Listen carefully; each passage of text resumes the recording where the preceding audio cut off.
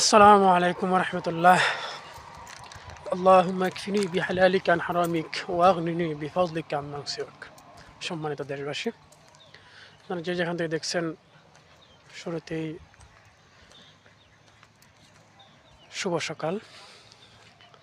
আজকে আমি যে দোয়াটি এখন পাঠ করেছি সেই দোয়াটি হচ্ছে আল্লাহর রসুল সাল্লাল্লাহু আলাইহি সাল্লাম এক হাদিসের মধ্যে উল্লেখ করেছেন, যে ব্যক্তি ঋণগ্রস্ত,